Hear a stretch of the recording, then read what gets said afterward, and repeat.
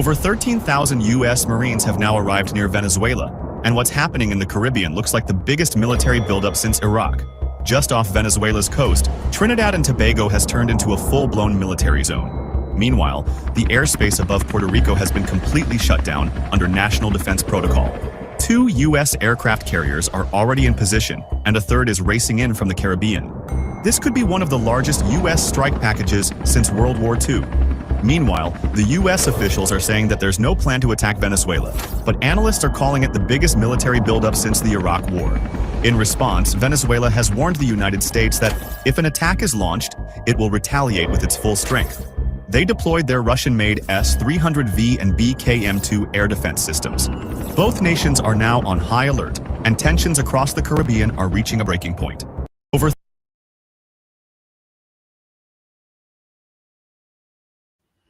Hello to you all. You're watching RHTVLive, and of course, we're going to talk politics and geopolitics. And we are streaming live from the beautiful city of Maastricht, which is in the south of the Netherlands.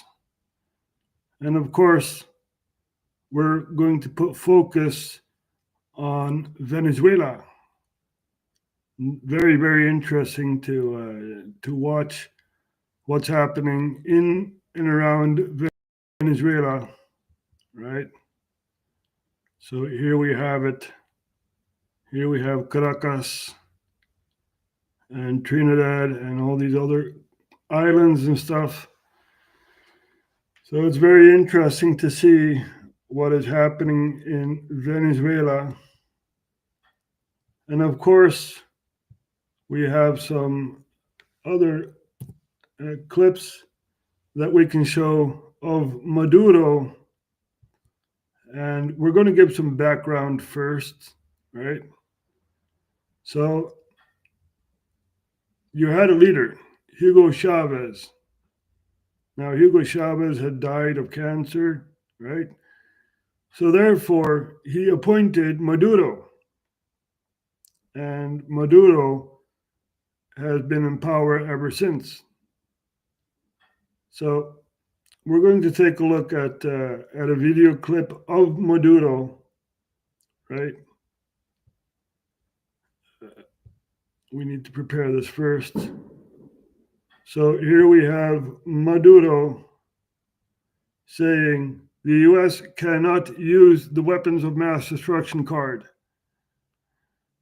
Se renovó la presidencia de la República, se renovaron las 24 gobernaciones con voto popular, se renovaron las 335 alcaldías con voto popular, se eligió una nueva Asamblea Nacional para el periodo 2026-2031, hay consultas permanentes a proyectos comunitarios, la economía se ha recuperado con esfuerzo propio,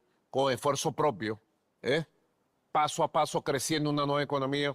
Así que el imperio estadounidense se está jugando una carta peligrosa para nuestra región, pero peligrosa para ellos también. Y además es una carta extremista. No pueden decir de Maduro que tiene armas de destrucción masiva. O pueden decir de mí lo que dijeron de Saddam Hussein. No pueden. Nadie les creería. Entonces sacan los relatos que han sacado hollywoodenses, donde Maduro es el malo de la película y los buenos son ellos. Y entonces van a mandar a su ejército. Los buenos de la película, catires así, rubios, fortachones, vienen a buscar al latino, al malo. Pero la verdad de la película, los pueblos la saben, que el malo no es el que dicen ellos, que el malo es el que escribe la película, el que hace la película ya. Esos son los verdaderos malos, como lo hemos demostrado múltiplemente. Venezuela es un país libre, completamente libre del fenómeno del narcotráfico. Libre. Aquí no hay una hectárea sembrada de plantaciones de hojas de coca. No hay laboratorios de cocaína. Y los que nos meten en la frontera, pim, pum, pa, nosotros mismos los destruimos. Nuestras fuerzas policiales, nuestras fuerzas militares. No hay ni una hectárea de marihuana. Porque además la marihuana la producen ahora en territorio estadounidense de manera legal. Es una marihuana enriquecida. Y la consumen hasta ciertos presidentes estadounidenses también. No, y todo el consumo de todas las drogas en Estados Unidos. Confesado. So there you have it, right? And there's a lot more to show. Here we have a suspect of the Nord Stream pipeline who was arrested. And the Dutch politicians, they all say Russia did it. Russia did it. But Ukrainian said Kuznetsov is captured by the Germans. He was in Italy, arrested in Italy. Italy did not want to give him to Germany. And Germany said, oh, well, we're going to go to Italy and we're going to catch this guy. So now they're returning to Germany, going to stand trial. But the Russians did it according to our government. Let's take a look at this here.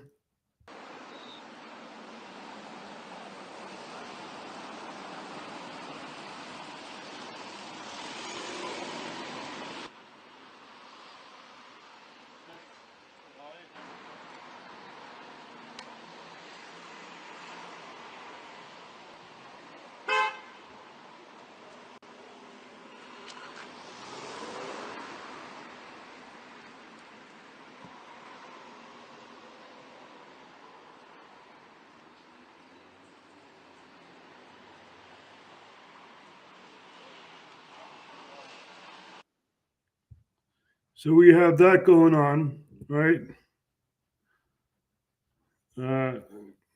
You have to have understanding for this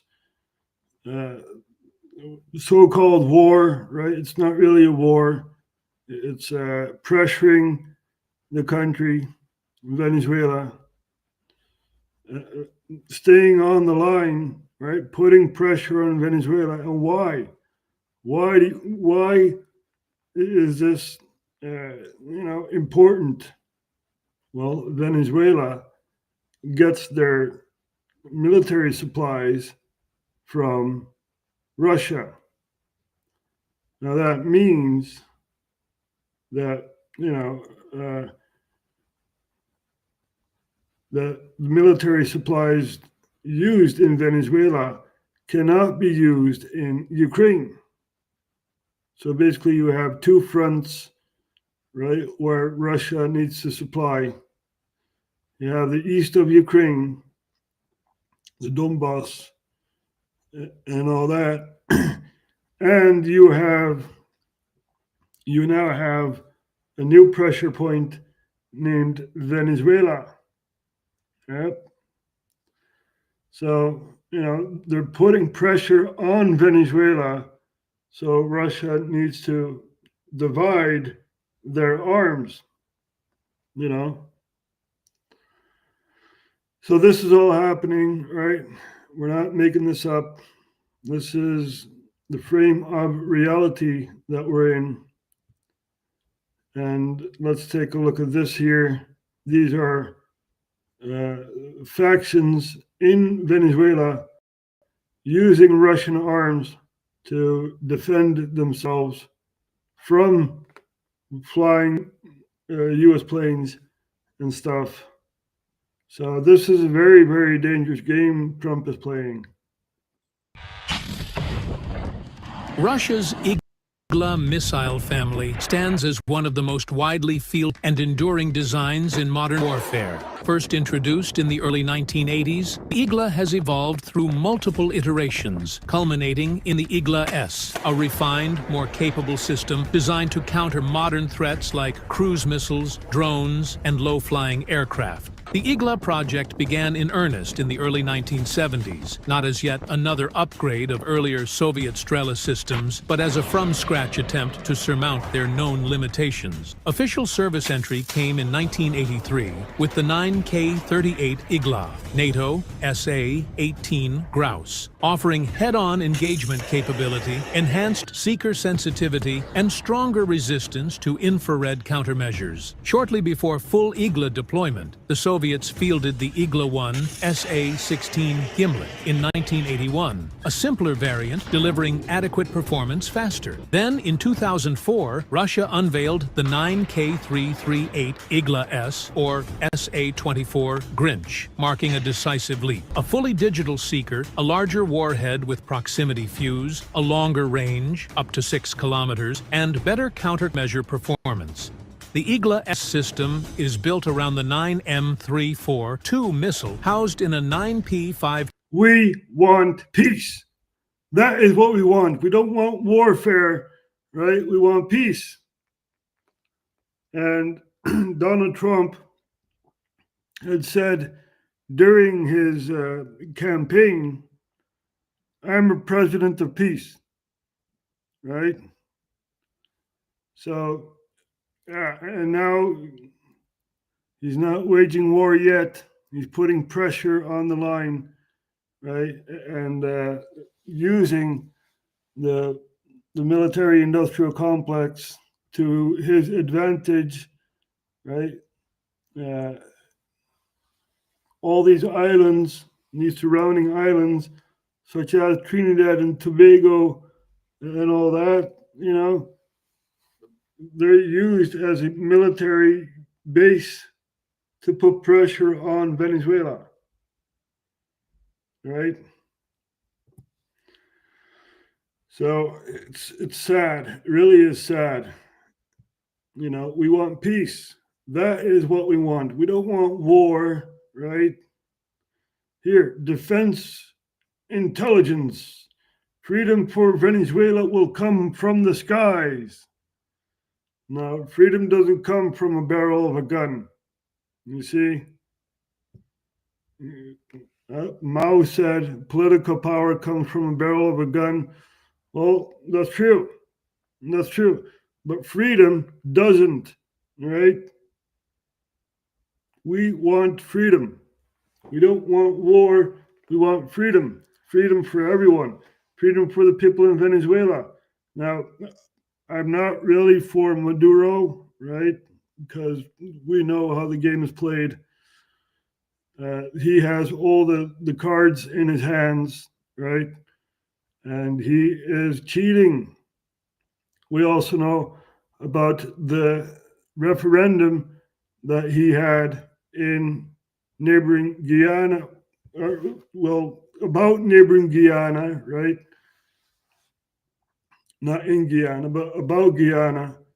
And 1/3 of the country is, according to Venezuela, part of Venezuela. This is why you see these dotted lines here, right? Now, what Venezuela has done prior to this, prior to the referendum, they have a large set of troops at the border of Guyana, you know, so they were planning to invade. Don't know when, don't know when, you know, don't know under what circumstances and stuff, but they were planning to invade. Now you have Trump putting pressure on the line, you know, using Trinidad and Tobago as a base of operations and other islands. You know, it's sad. It really is sad. As I've said before, we're not for Maduro, right? But we're against interventions. They always end up bad. We don't want that. We don't want American soldiers on the grounds of Venezuela giving their lives because a president wants oil or whatever else. You know, as I've said before, maybe he wants to divide the front line because Venezuela is dependent on Russia, right? And Russia has a hard time supplying Venezuela because the U.S. uses one of these islands here, as you just saw during the beginning of the broadcast. So we want peace. That is what we want. Now, we know the history of Venezuela. We know that there was an opposition figure named Guaido, and Trump recognizes the interim president Juan Guaido amid political turmoil. You guys remember this? Right? He even went to Nancy Pelosi, and Nancy Pelosi said, "Yeah, you're the new president. I'm glad to shake your hand. You're the new president." So this is U.S. intervention using a puppet named Guaido for, Venezuelan politics. Now, I'm not really, we know how the game is played. So we're not for the left side nor the right side. They're both corrupt.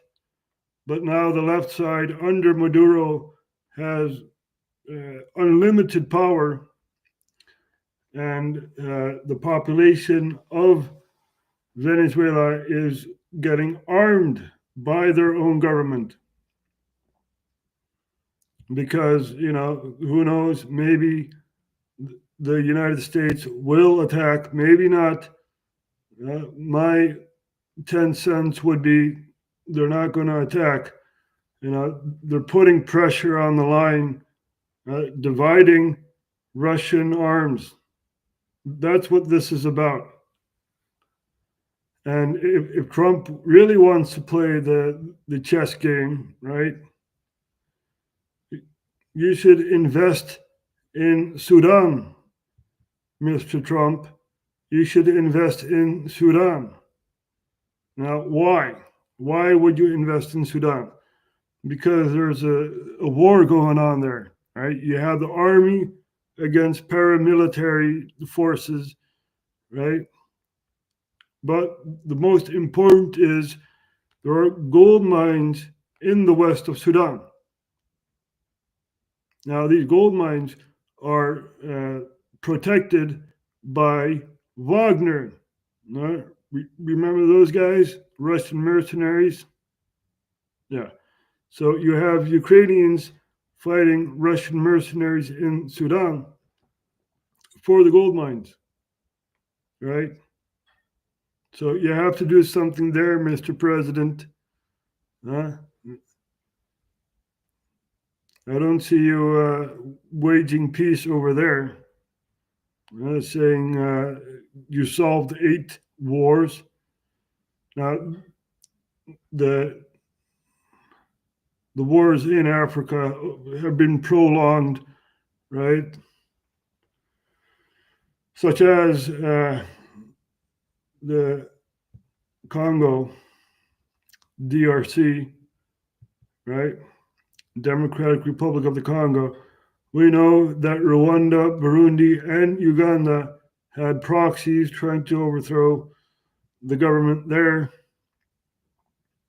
And the first time, they succeeded, and now they have new proxies trying to overthrow the government in Kinshasa. And that was the war that Donald Trump solved, right? It's been going on for more than 20 years. So, yeah, and Donald Trump, patted himself on the back. I solved this war. I solved this war. You did not solve the Sudan war, Mr. Trump. You did not do that. You did not solve the Yemeni war, right? You did not solve that. You did not solve the Haiti war, right? We know what's going on in Haiti. We know what's going on. You know, these gang members getting power and stuff like that. We know. There's even an intervention by external powers within Haiti. You know, Jamaica has like forces that went to Haiti. I believe it was Nigeria or some other African country supporting the interim government in Haiti. So I believe it was Nigeria, right? Anyway, we have that going on. You didn't solve the crisis there, Mr. Trump. You know, the last president that Haiti had was shot. He was assassinated, which created this power vacuum, which is why the gangs have power now over Haiti. And you have external forces fighting these gangs in Haiti, right? Now, Mr. Trump does not know all this because he surrounds himself with neocons who want war, right? Whatever country it is, they want war. You know, Libya, even though Obama, threw bombs over there and got rid of Gaddafi, Libya is still a broken country. Basically split into two factions, right? And within this two factions, you have another faction, which are basically influenced from Europe, right? You have three cabinets over there. You have one cabinet ruled by a former general of Gaddafi in Benghazi. You have the Libyan Civil Council, and you have the international coalition that is in Tripoli. Both those parties are in Tripoli, right? So that's the situation over there in Libya. Sudan used to have a civil government, and the army had paramilitary, and they overthrew the government, and now the army and the paramilitary are fighting each other. Right, that's happening in Sudan. Been happening for 3 odd years. So we also have the situation in Yemen, You know, we have the Houthis in power over there, controlling the Red Sea. Right, we have the Red Sea over here, which is a very important geostrategic point for Europe, basically, because it's not very far from Europe. You know, you have access to the Mediterranean and going through Egypt and stuff. So it used to be that ships went over Africa, around Africa, but now you have the Red Sea, and you can, be there in a shorter amount of time than go over all of Africa.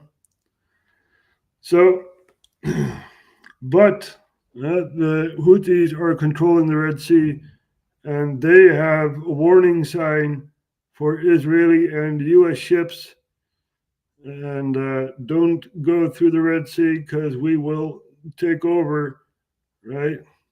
They sunk a ship a week ago,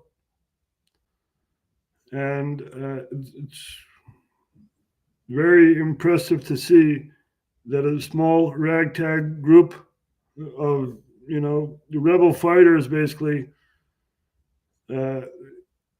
sink a mighty vessel. It's like, wow, really? I'm not making this up, right? We're going to look for the video of the Houthis who, sink a ship, a real big oil tanker, I believe. You know, it's really really impressive, and we're not really for the Houthis, because we don't want this. We want peace, but still, you're fighting one of the major superpowers, and they're losing. They're losing ships and stuff. It's really amazing. And we're searching for the video. There's so much going on. We got corruption in Ukraine. We got, the Lebanon, the south of Lebanon is being bombed by Israel. Yet again, it never ends. So there's so much going on. We remember this guy. Here you have him for all the Americans.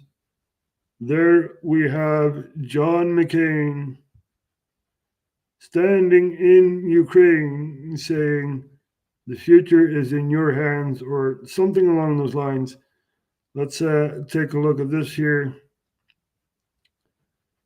I'm glad he's dead. People of Ukraine, this is your moment. Народи український, це ваш момент. This is about you, no one else. Це про вас. This is about the future you want for your country. This is about the future you deserve. Це про ваше майбутнє, про майбутнє вашої країни. Це про майбутнє, на яке ви заслуговуєте. A future in Europe. Майбутнє Європи. A future of peace. And good Майбутнє relations миру. with all of your neighbors. Oh, a future of peace. The future of peace. Yeah, right. It's really, really sickening to see that this is the peace that John McCain is talking about, right?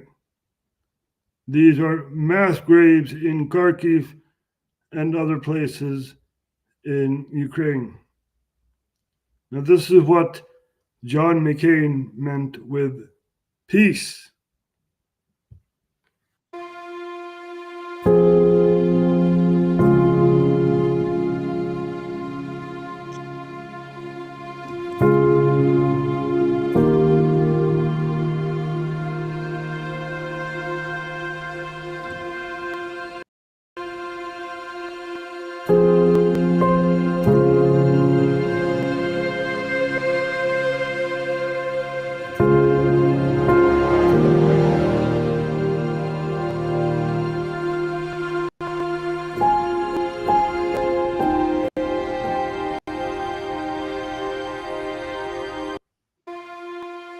This needs to stop. Every flag is one life taken, right? One life taken.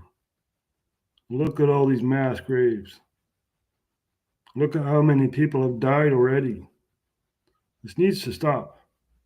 This really needs to stop. We want peace. That is what we want.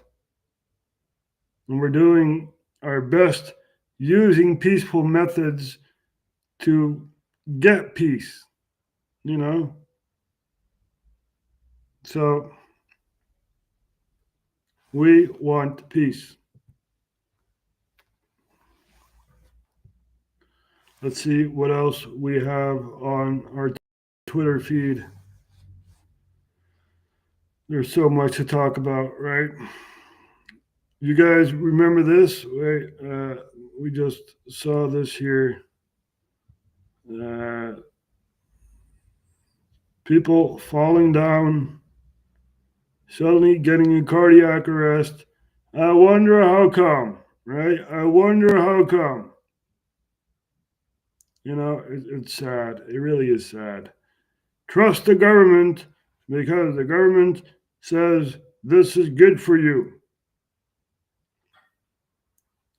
We also have a video clip of Putin during one of the summits, the US and Russia summits. We have George Bush Jr. and we have Putin having documents, right? Reading out a document from 1954 where the Soviet Union requested to join NATO. Hey, wait a minute. I thought Russia was the enemy. No, they're not. No, they're not. Now, let's take a look at this here. Недавно рассекречены. Документы были секретными в свое время. Написано, копия рассекречена, было совершенно секретно. Значит, это нота советского правительства 1954 года, направленная странам, участницам НАТО. Здесь написано следующее. Руководствуясь неизменными принципами своей миролюбивой внешней политики и стремясь к уменьшению напряженности в международных отношениях, советское правительство выражает готовность рассмотреть совместно с заинтересованными правительствами вопрос об участии СССР в Североатлантическом договоре.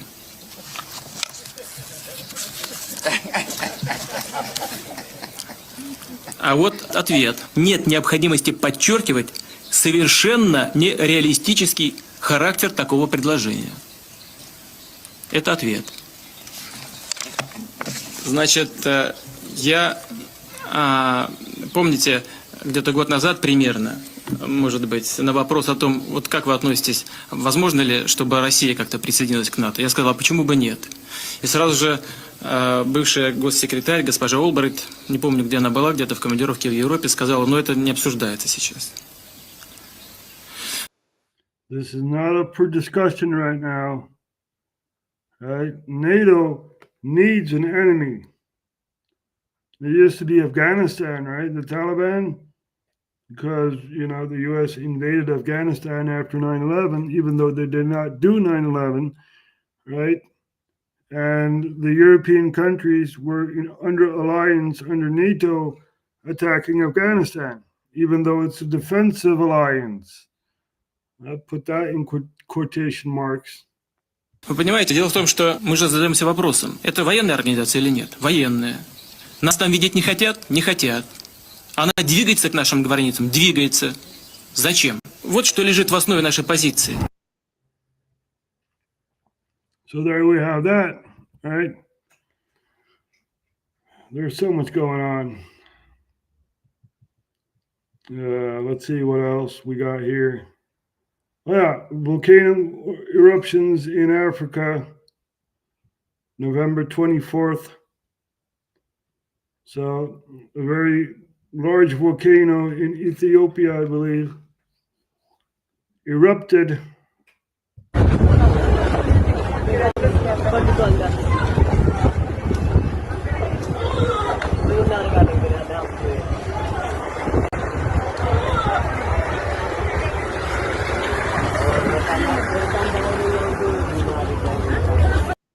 So we have that going on, right?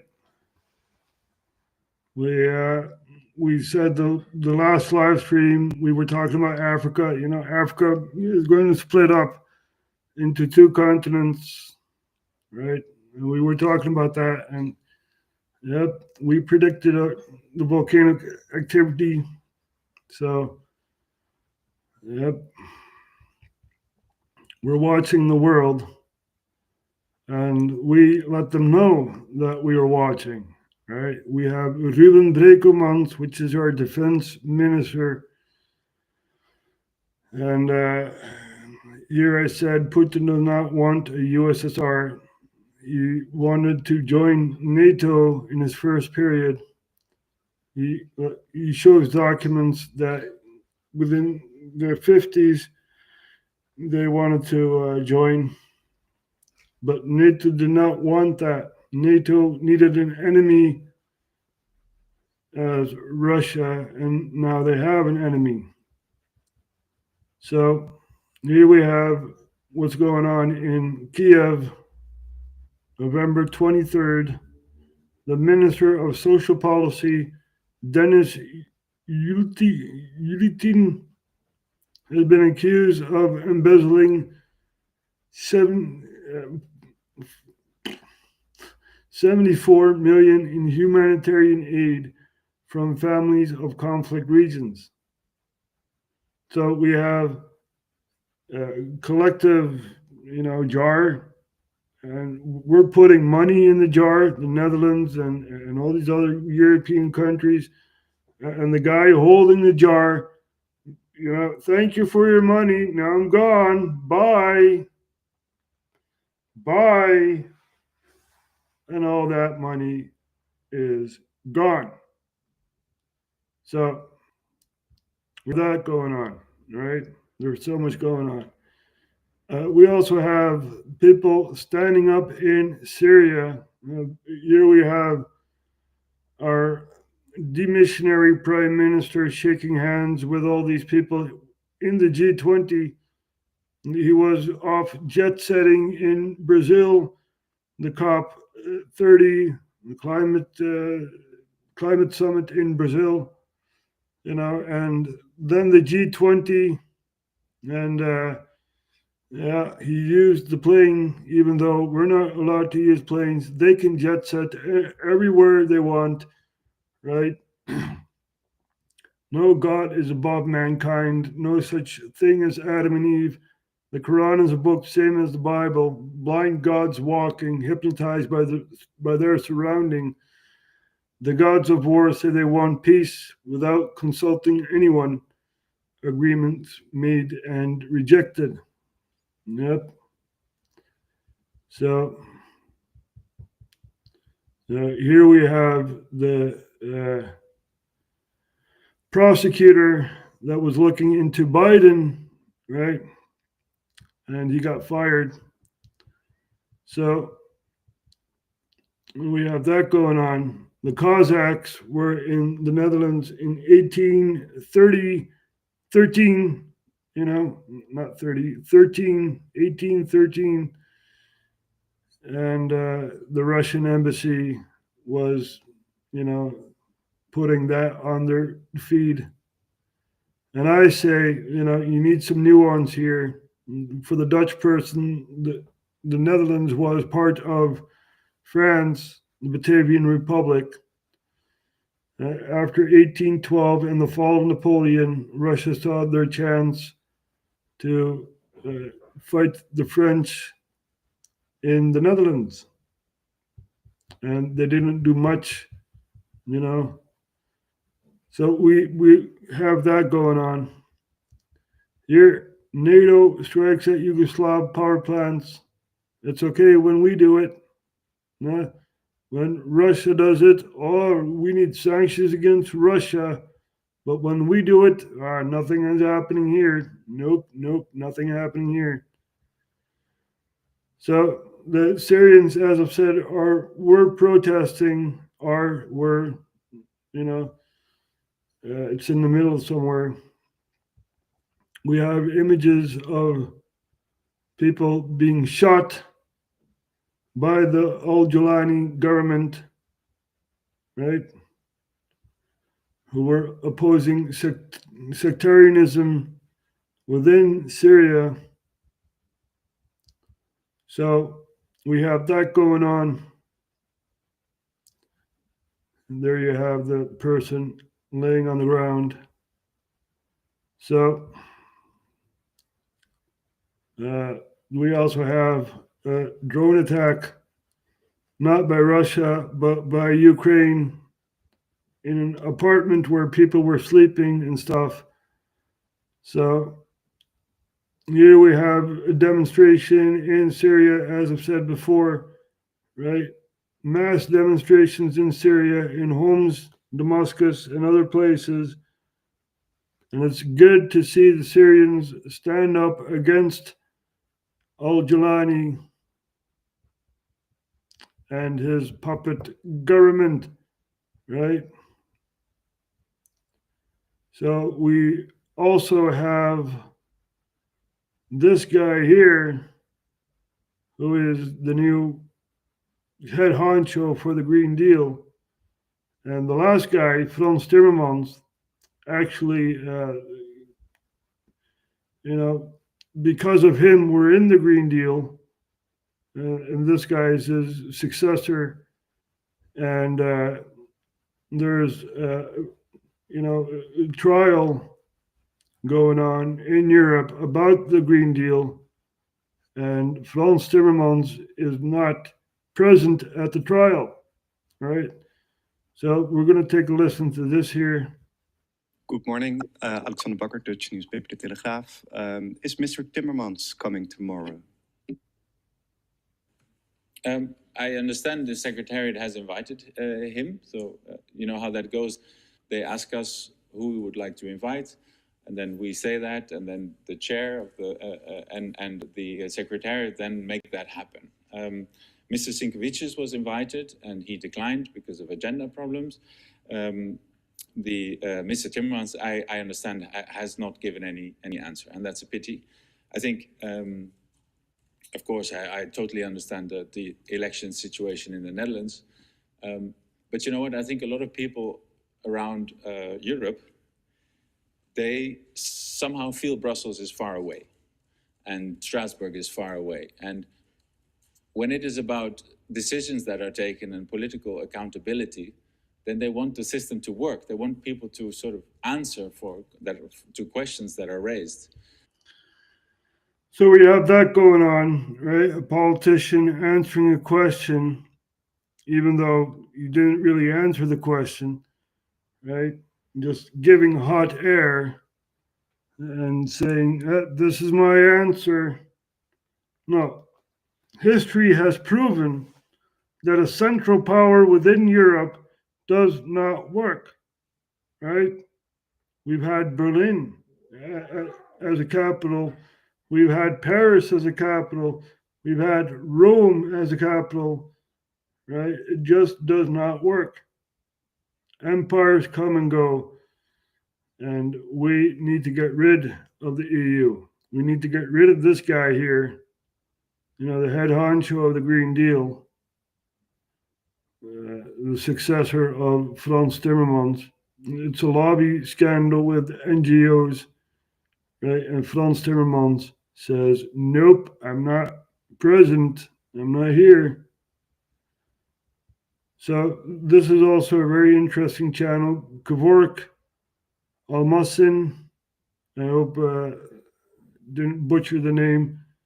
Very interesting if you want to know what's happening in Syria, right? We also have this here. Now, we do not know if this is AI generated or if this is real, right? That's up to you to tell. Дуже предметно координувати нашу Did дипломатію. you see that? It's blinking, you miss a moment, but there's something coming out of the nose of Zelensky. Wait.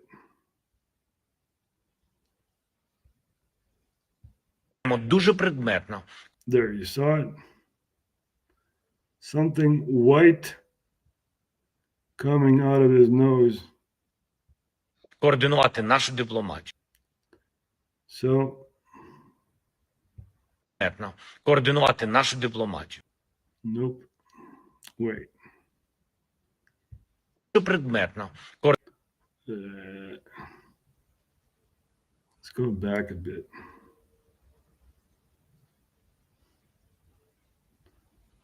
Let's see if we can find it.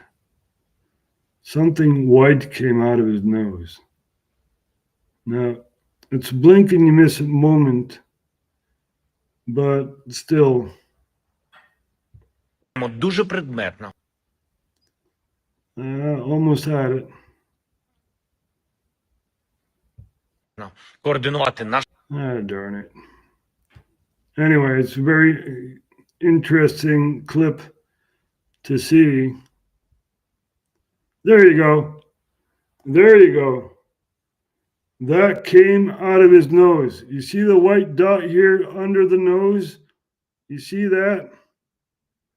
That came out of his nose. This is the perfect moment to put on pause, right? This is what we were looking for. It comes out of his nose. You know, it's not from the mouth, it's not spit or whatever. It's not snot, you know.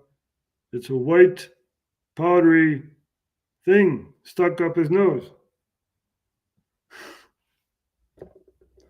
And we're getting money and more money and more money and even more money and warfare supplies all coming from the Netherlands, giving more money and more money so he can fill up his nose, right? And piss on golden toilets and stuff like that. You know, it's scandalous, man. It's what, really? We're giving money to this guy? This is not a bugger that comes flying out of his nose. You know, it's cocaine. It's cocaine, man. It really is cocaine.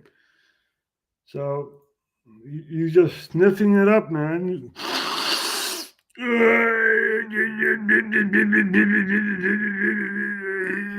I want more money. Give me more money. More money.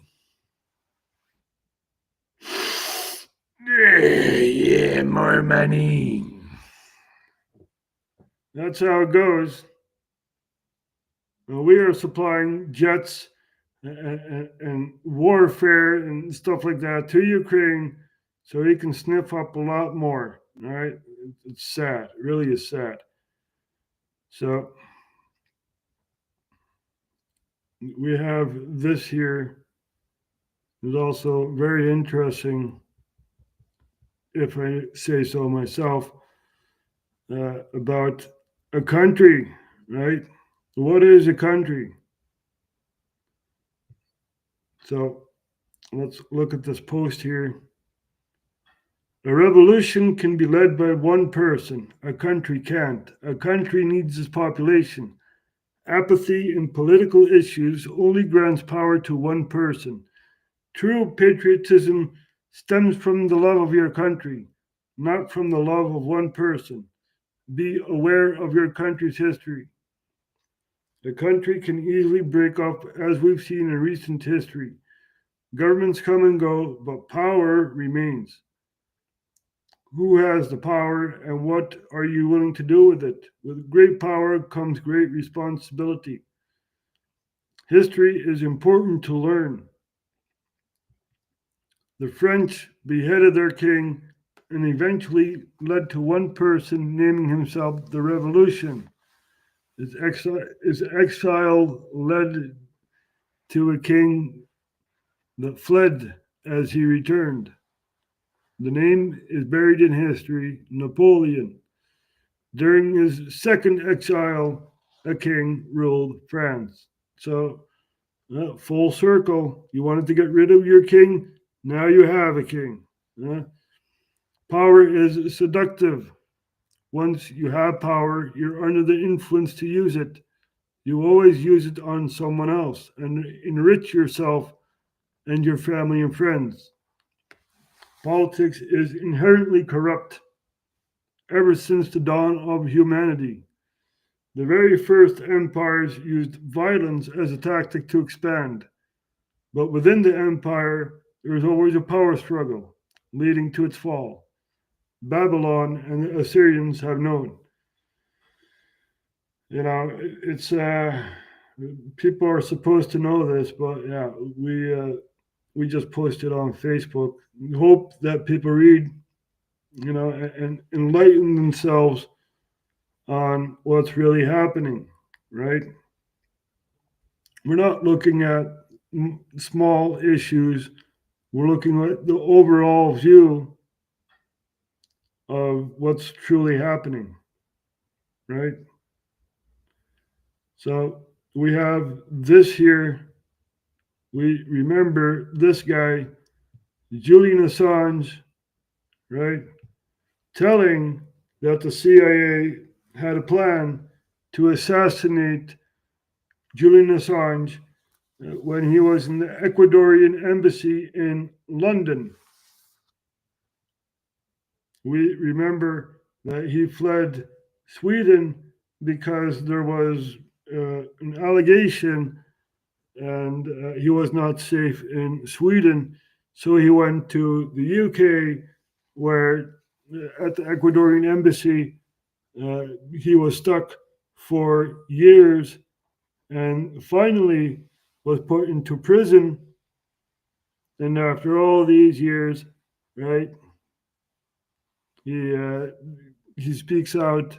He is released, and he speaks out. You know, the only crime, in quotation marks, Julian Assange had did was show the truth about what happened in Iraq. Right? We remember this, right? We did not forget.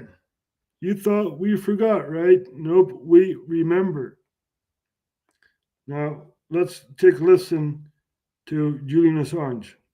CIA drew up plans to kidnap and to assassinate me within the Ecuadorian embassy in London and authorized going after my European colleagues, subjecting us to theft, hacking attacks, and the planting of false information. My wife and my infant son were also targeted. A CIA asset was permanently assigned to track my wife, and instructions were given to obtain DNA from my 6-month-old son's nappy. The criminalization of news-gathering activities is a threat to investigative journalism everywhere. I was formally convicted by a foreign power for asking for, receiving, and publishing truthful information about that power while I was in Europe. Journalists should not be prosecuted for doing their jobs. Journalism is not a crime. It is a pillar of a free and informed society. They do not want you free. They do not want you informed, right? We are trying to inform people on what's going on in and around our beautiful planet, right? The people in power are parasites, and they use these institutions such as the CIA to eliminate the people who are speaking out. So who knows, maybe they'll eliminate me for speaking out against my own government and other governments, whether it's Ukraine or whether it's America, right? I don't care. This is my planet. I live on this planet. I grant you power with responsibility. I don't want you to attack another country. I don't want you to use my taxes to support jihadis, destabilizing a country. That's not what I want. I do not want my taxes to go to Zelensky so he can fill up his nose, right? And let these thugs kidnap yet another person. But the people in Ukraine are fighting back. Пошла упаковочка. Ох!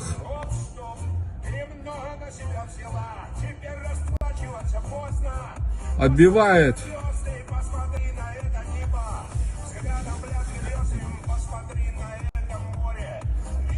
Все, слились нахуй. There, you saw that? Together we are strong. Ukraine, together you are strong. you can point a finger at someone, but they can break a finger. As long as you make a fist, that is hard to break. Right? Make a fist against these thugs kidnapping people on the streets. You know? And the regime of Zelensky, and do it in a peaceful manner, right? We don't want blood on the streets of Kiev. Now, going back to Venezuela, we're looking at the head of the army basically protecting the line of Venezuela. And let's take a look at this here. These people are prepared. We don't want war. You know, this is not what we want. La isla de Patos se va a hacer un saneamiento y exploración con todos los medios aeronavales para contribuir al ejercicio que estamos efectuando en este momento en el adiestramiento y la cooperación de todas las tripulaciones y el personal de combatiente individual. Bueno, señores generales, y esto es una realidad, no me canso de repetirles y recordarles que el destino y el universo nos ha dado a nosotros, hasta el 5 destino, nos ha dado a nosotros la oportunidad de saber cuál es el propósito nuestro en la vida. Y nosotros toditos somos de la escuela básica. Recuerden ustedes que nos crearon con voluntad de vencer. Y somos el crisol militar donde la fuerza es la unión, señor. Entonces, bueno, esto es un gran orgullo, este momento histórico que nosotros estamos viviendo, de trabajar con todos ustedes generales. Cuando uno ve que otros generales van cosechando y se van uniendo a nosotros con esta fuerza. Con dos líderes que tenemos militares que son extraordinarios, nuestro ministro de la Defensa y nuestro comandante de estrategia. This is not what we want, right? We don't want this. We don't want this. We want a peaceful manner of power transfer, right? We don't want Maduro dead, right? And you may say that's weird for saying that, but we know that Maduro was targeted by a drone attack, right? How the drone attack on Maduro unfolded in Venezuela. This was 7 years ago, during the first Trump term, right? And we know that Donald Trump and Nicolas Maduro aren't really friends of each other. And can you blame him? You know, can you blame both parties? Because Maduro has been appointed as a successor, right, during his first term of office. So that basically means that he was never elected. He has had elections after his first term of office.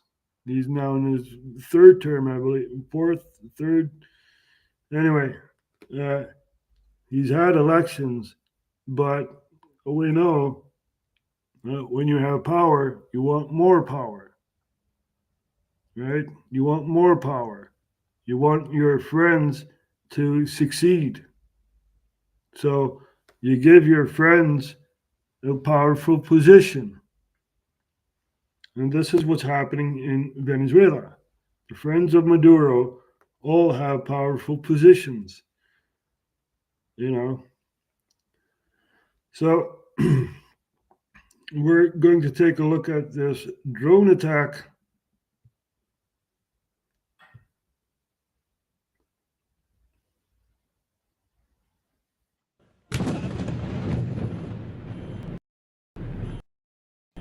On August 4th, Venezuelan President Nicolas Maduro was the target of an assassination attempt. Maduro was giving air in front of troops. Then something exploded in midair, probably less than the length of a football field away from the president. A second explosion happened 14 seconds later, 2 blocks away. The day ended in mayhem and mass confusion. And it's still unclear who launched the attack. But by reconstructing the events, we can get a clearer look at how it unfolded. La Guardia Nacional Bolivariana Hundreds of soldiers take formation on historic Avenida Bolivar in Caracas. Maduro is hosting a ceremony honoring the National Guard. It's a demonstration of strength for his dictatorship, broadcast live on state TV. About an hour into the event, Maduro and others nervously notice something above them. 2 minutes later, something suddenly interrupts him. Ha llegado la hora de la recuperación económica y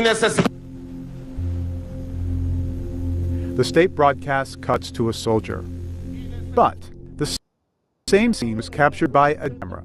In this clip, you can hear an explosion and see Maduro's bodyguards running to protect him. Around this area, cell phone video captured a drone exploding in midair.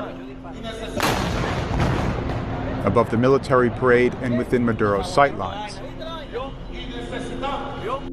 2 blocks away, another drone is seen. It flies into an apartment building and crashes. It detonates 14 seconds after the first explosion. The sound can be heard at the ceremony grounds. And it sends the crowd fleeing.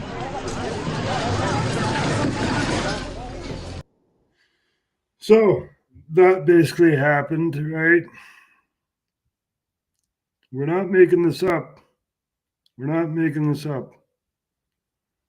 You know, we want peace. That is what we want. That is what we want. We want peace. Not war. Not more lives lost on the battlefields of Hades. We don't want that, right? We want peace. That is what we want. Anyway, we've been live for long enough. Viva la guillotine français. Well, we're not really for the death penalty because the death penalty can be used on you. We know that from our history. Maximilien Robespierre. Look at French history. You know, it's sad that history repeats. But we know better. And we know that we can change the course and make our own history. We always follow a leader, right? You know, the leader is going to lead us. No, they're not. No, they're not. They want power over you. You need to lead yourself. You are the light within these dark times. Anyway, we are going to close off. I thank you all for watching. I thank you all for sharing. Sharing is caring, right? So I hope my audio is better than the last time, because the last time it was very, very muffled. And yeah, we don't want that. We want good audio and good visual, right? So I hope you learned something here, and I hope that we can strive towards peace and reach for the stars. Go where no man has gone before. It's all up to us. I'll see you guys next time.